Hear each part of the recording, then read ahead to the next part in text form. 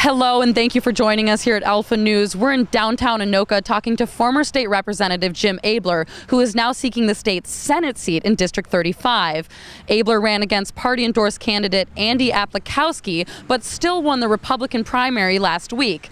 Alpha News previously interviewed with Abeler before the nomination and are now checking in on his campaign and plans for next session. While I was driving up here, I saw quite a bit of Jim Abeler for Senate signs. What else is your campaign working on? Well, it's just been really gratifying to see the community support. You know, I did serve 16 years of it my whole life, and it's nice when the community really rallies around. I've sensed that more in this election than any other one. And so that's what you saw evidence of. When you're going around talking to people, what kind of campaign promises are you making?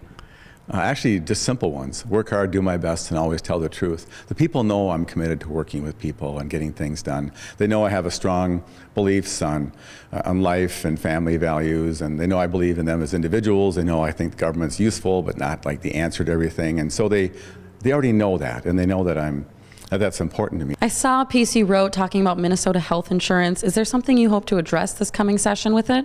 Well, MNSure and the whole expression of the Affordable Care Act / Obamacare has been a disaster in the rollout. Hundreds of millions of dollars to make a program that isn't working.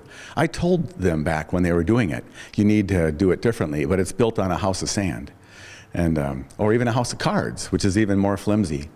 And so it's designed badly. We don't even need one.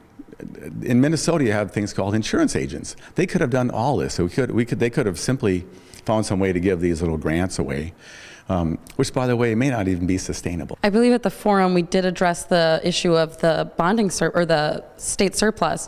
Do you have any plans for how you would like to address that this coming session? Oh, absolutely.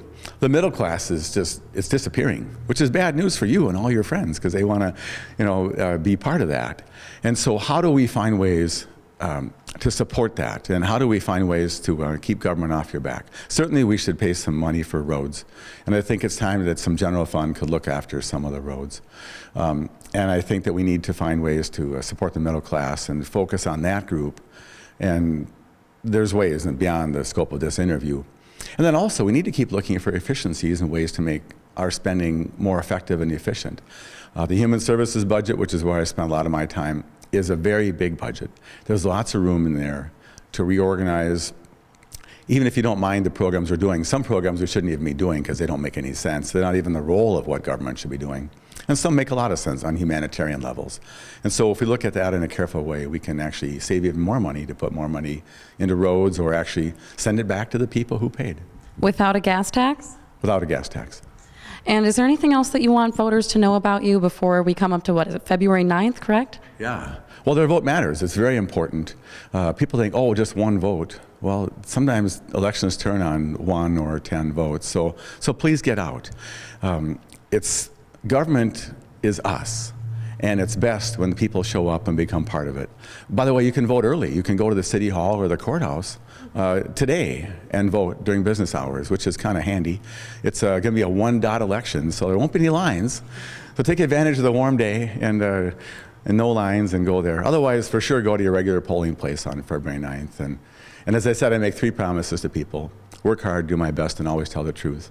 And also remember where I came from. To see all of our interviews with candidates both locally and nationally, visit us at alphanewsmn.com and follow us on Facebook and Twitter. Thank you for joining us. I'm Julia Aaron with Alpha News.